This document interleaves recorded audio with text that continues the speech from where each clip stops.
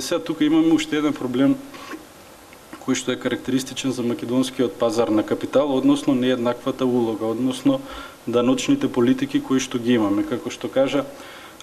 колегата представник од Бугарија, во моментот во Бугарија данокот на капитална добивка е 0, за сметка на тоа и данокот на камата на депозитите е 0. Ако ја земеме Словенија за компарација, таму данокот што физичките и правните лица го плаќаат на депозитите кои што ги добиваат од деловните банки е ни повеќе ни помалку 20%. Значи во Словенија, доколку вие за една календарска година не е битен начинот на пријавување, имате 10.000 евра приходи од камати, ќе платите 20% данок. Во Македонија тој данок е 0. Во Словенија, доколку инвестирате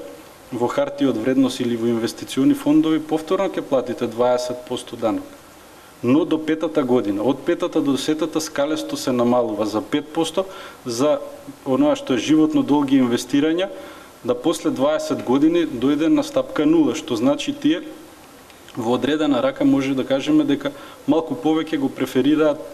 инвестирањето отколку штедењето или конзервативните финансиски инструменти.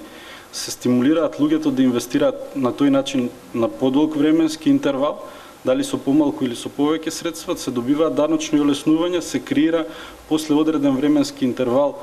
одреден имот кој што пред се за физичките лица представува еден капитал или имот кој што може да го искористат во подоцнежните фази од животот. Како е кај нас? Доколку вие или јас, например,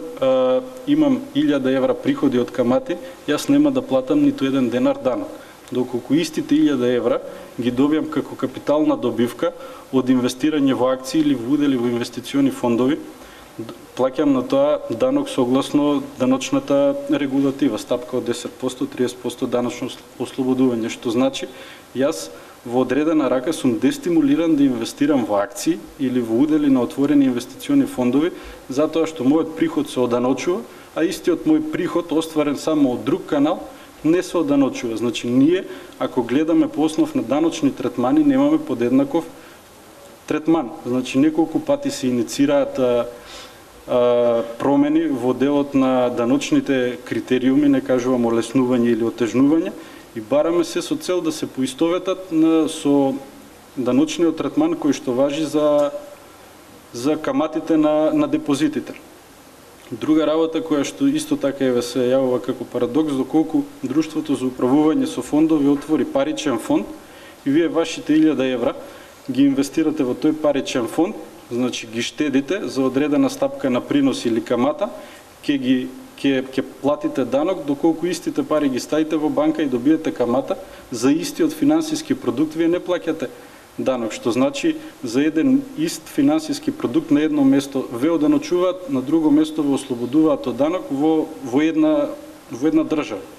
И мора на некој начин, ако сакаме да малку целата индустрија се покрене, некои даночни третмани пред се да се олеснат или да се изедначат со останатите финансиски инструменти. Друга работа, значи отворените инвестициони фондови нудат инвестициони политики, инвестициони уплати. Значи компанијата во која што индивидуалецот работи, доколку е добар и сака да биде задржан од страна на работодавачот, може да месечно по основ на инвестиционен план да има секој месец уплата нешто како бонус или екстра од плата. До 6 просечни плати, мислам, во третиот пензиски столб тоа е ослободено од данок. Кај нас тие уплати ги третираат како износ од плата и Министерство за финансии пропишува за тие уплати од страна на работодавачите да имаат третман на нето плата која ќе биде надоградена за придонеси здравствено и социјално. Значи ние побаравме еден ист таков продукт да биде достапен и за инвестиционите фондови, значи тој да нема краток временски година или две па да биде злоупотребуван од страна на работодавачите и на корисниците на тие средства, да има некоја временска дистанца 5, 10, 15 години,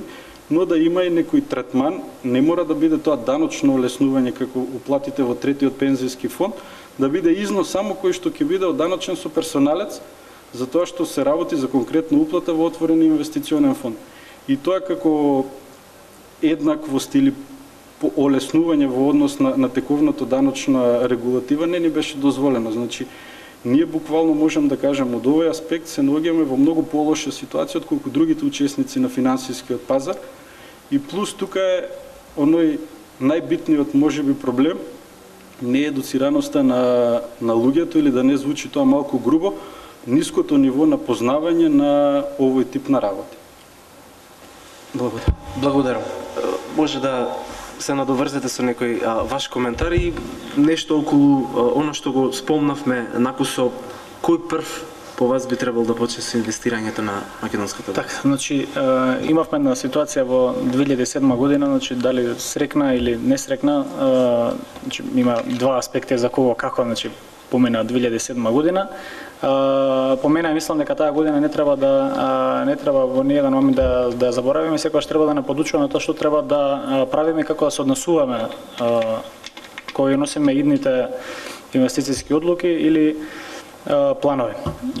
Во таа насока ќе спомнам дека тргнувајќи од тоа дека историјата се повторува, очекувам дека такви ситуации, такви години како 2007 година ќе се повторат за брзо време во Република Македонија. Меѓутоа, клучно прашање сега е како ќе се поставиме ние во однос на тоа што го очекуваме да ни дојде како една известна ситуација. Од 2007 година имавме ситуација да странска нагла ликвидност, најмногу од Словенија и од Хрватска, словеничките и хрватските инвестициски фондови влеза нови капитал, ги дигнаа цените до тие нивоа кои што отидоа, реално или нереално. Значи тука има веќе абсолвирана таа тема и доведе до една ситуација да практично остави една грубо речено лузна на пазарот на капитал која што и ден денес ние ја трпиме како ситуација и како инвестициски фондови, како инвестициски советници, како брокери. Значи една ситуација на еден нарушен имидж на македонската берза. Таа ситуација, значи од 2007 година би требало да не донесе до една ново ниво, во еден нов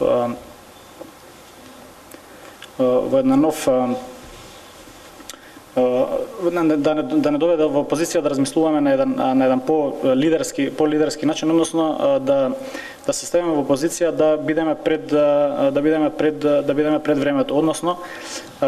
сме во позиција да бидеме лидери во едуцирањето на обичниот инвеститор, во давајќи му ги сите опции за алтернативни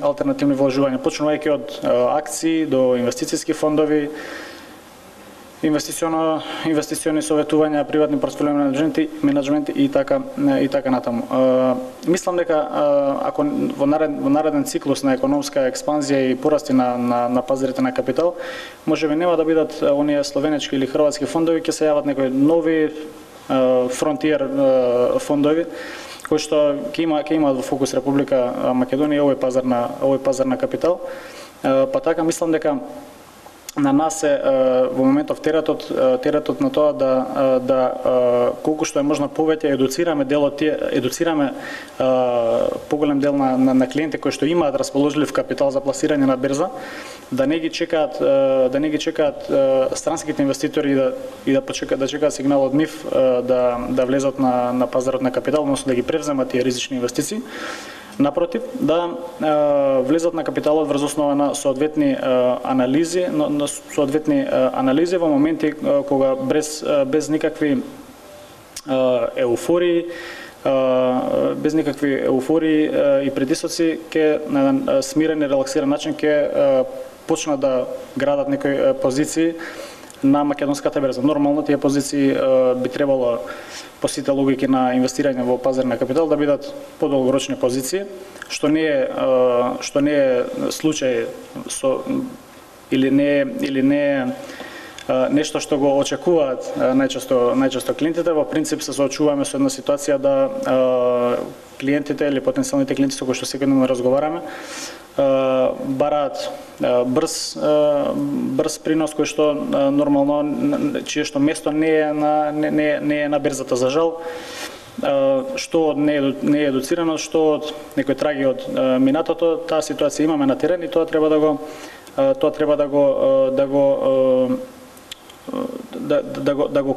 да го коригираме.